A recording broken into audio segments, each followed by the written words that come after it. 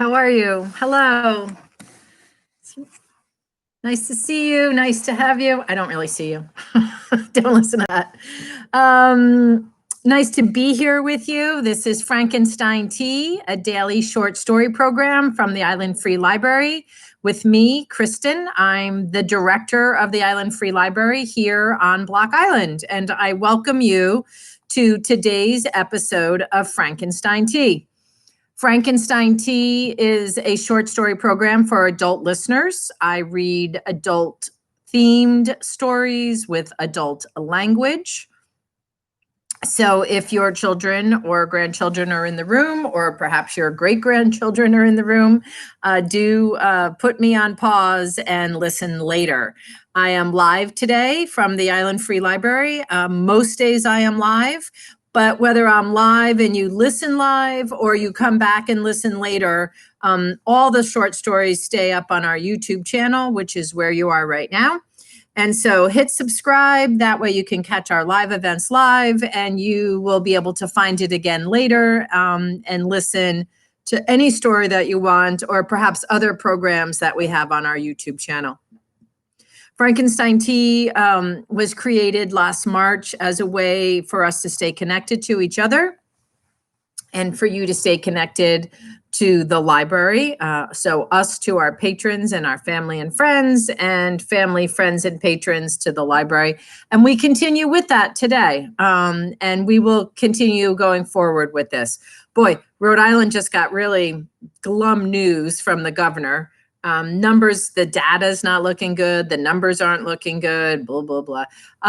But she remained optimistic, as did her staff, that this is not the end.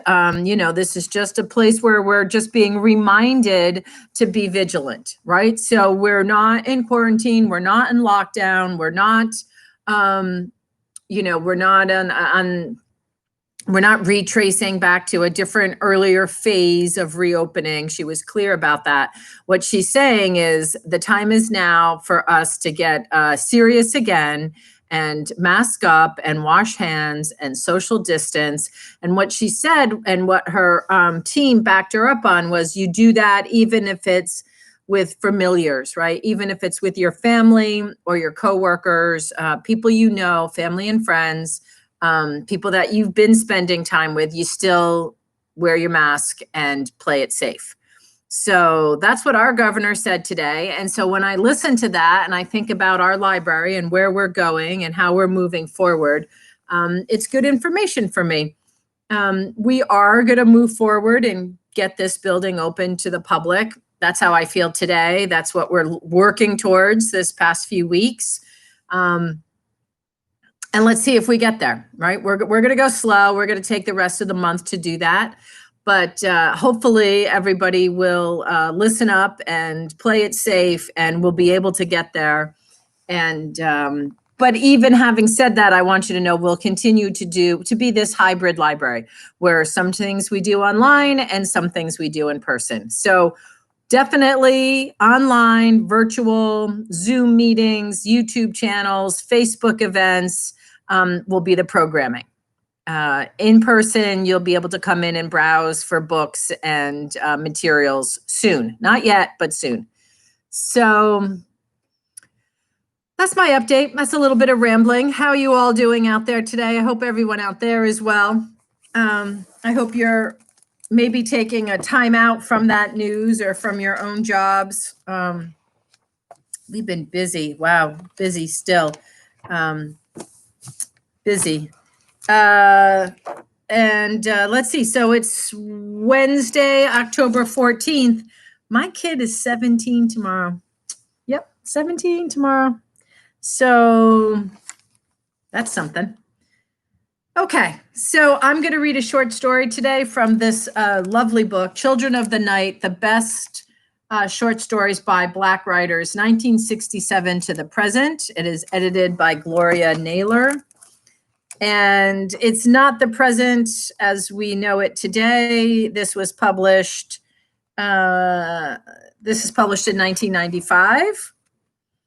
So it's 1967 to 1995, best of the Black writers. It was published by Little Brown and Company.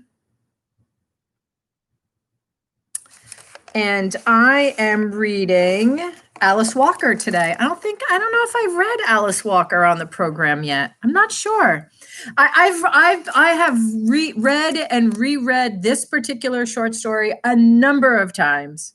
I have yet to put it on the show. And today sort of feels like the day I should. I'm not sure why, but I'm going to do it anyway. You know, in the beginning, I used to talk a lot about how I chose the stories. And just know this, that they're not always my favorites, right? They're not always what my choice would be. I try to diversify this program as far as genres, themes, writers, message. You know, I work to diversify it. And I love Alice Walker. But this story is, I don't know. Anyway, it doesn't have to be my favorite. Maybe it'll be your favorite. Maybe you'll be like, that was the best one yet. My mother's done that to me before. Mom, if you're out there, you'll notice now, Mom, I'm gonna speak a truth here. I always wait to hear what my mother says about the story before I start to talk about the story. I'm always curious. And she's done that to me. She's really loved stories before that I was like, okay, interesting. Interesting that you love that one. So let's see whose favorite this one is today. This is The Diary of an African Nun by Alice Walker. Our mission school is at the foot of lovely Uganda mountains and is a resting place for travelers. Classrooms in daylight, a hotel when the sun sets.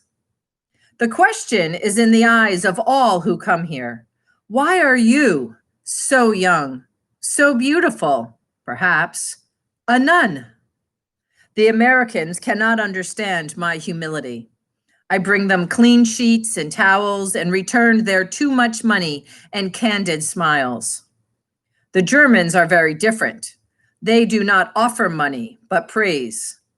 The sight of a Black nun strikes their sentimentality, and as I am unalterably rooted in native ground, they consider me a work of primitive art, housed in a magical color, the incarnation of civilization, anti-heathenism, and the fruit of a triumphing idea.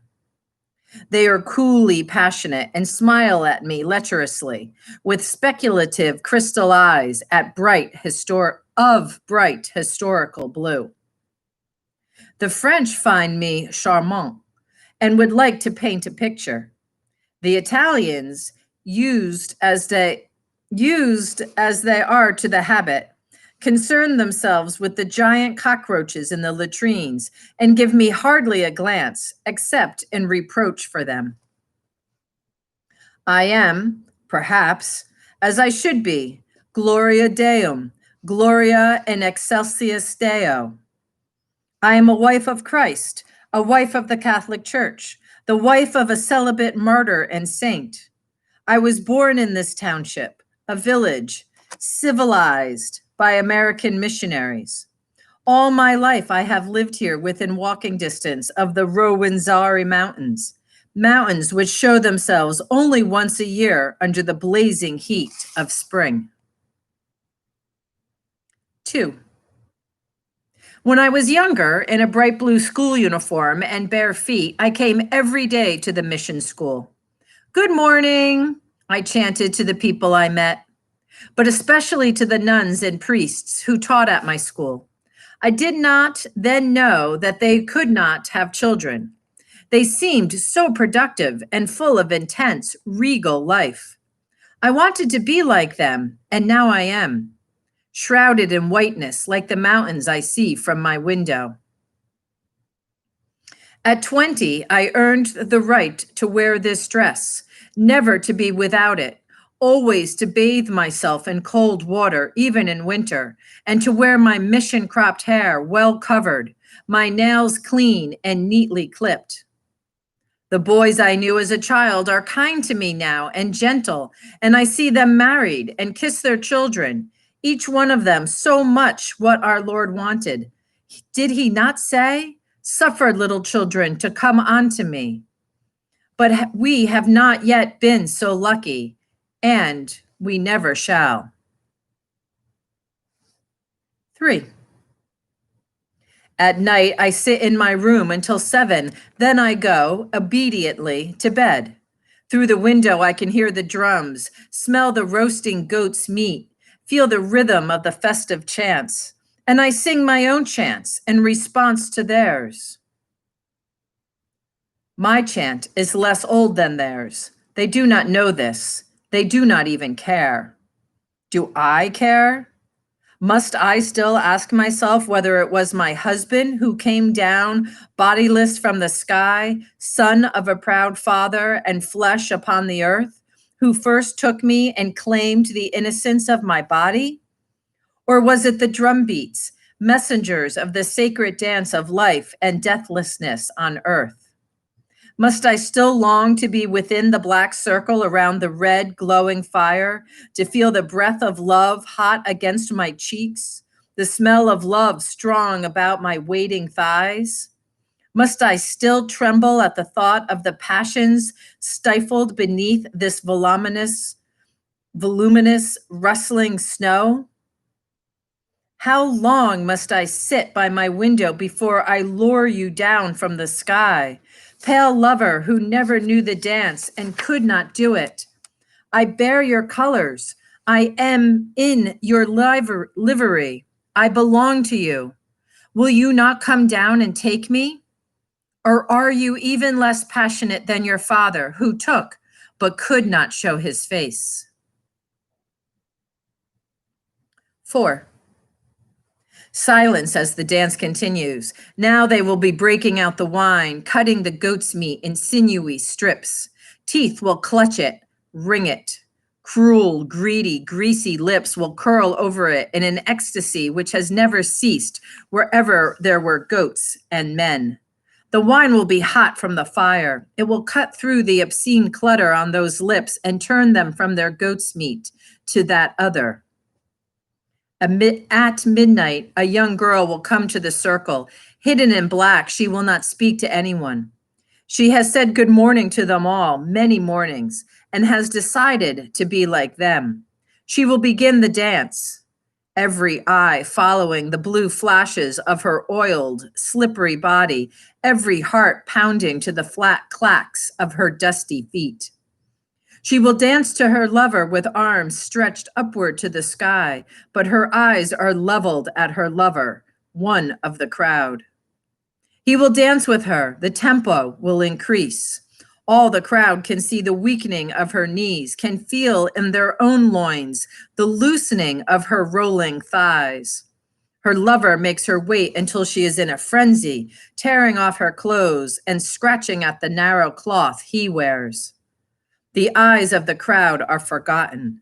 The final taking is unbearable as they rock through the oldest dance. The red flames roar and the purple bodies crumple and are still. And the dancing begins again, and the whole night is a repetition of the dance of life and the urgent fire of creation. Dawn breaks finally to the acclaiming cries of babies. 5. Our Father, which art in heaven, hallowed be thy name. Thy kingdom come, thy will be done on earth and in heaven. Would the ecstasy be quite as fierce and sweet? Sweet, sister, they will say, have we not yet made a convert of you?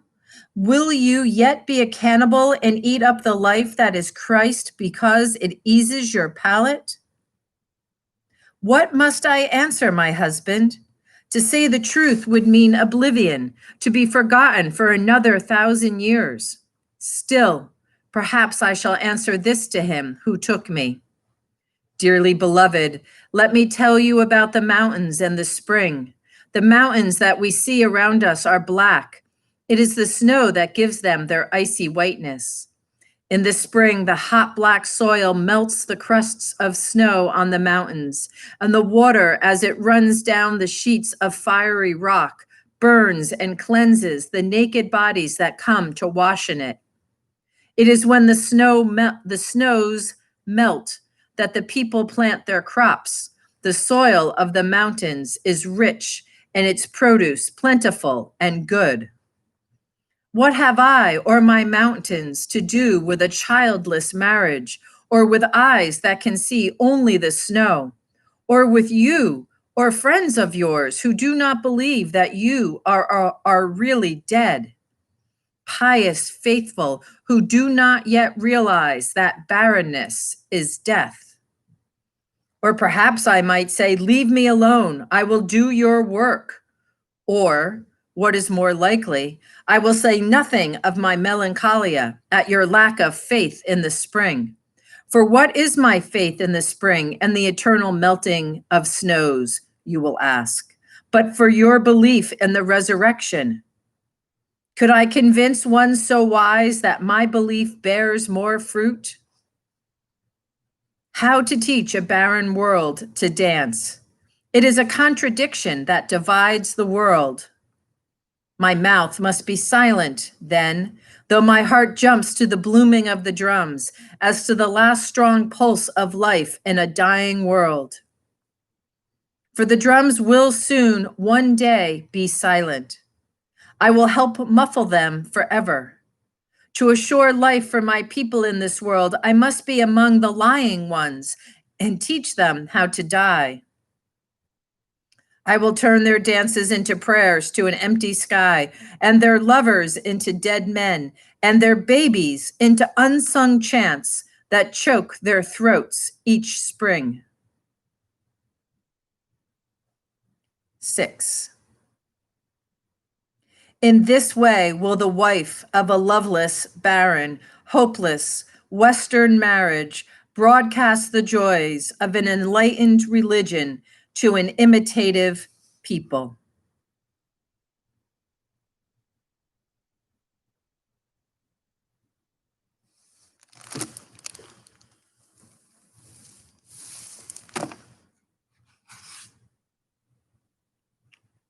Alice Walker, The Diary of an African Nun, from a collection of short stories by Black writers. The title of this book is Children of the Night. If you were on when we started, I said I had read that story a number of times. This time, maybe being the 4th or 5th time, I might have liked it this time. Still not sure. All right, that's Frankenstein Tea for today. Short story program for adult listeners will be live again tomorrow at 3 o'clock on this YouTube channel. I hope you can come. Thanks so much for being here. Have a great afternoon. Stay well. Mask up. What's my mask today? My mask is up. It's a good one. Handmade. Mask up, wash your hands, listen to it, stay tuned for what the governor is doing here in Rhode Island. She's got something up her sleeve for tomorrow. She's got more going on. Hey, bye, LT. And be well. Peace.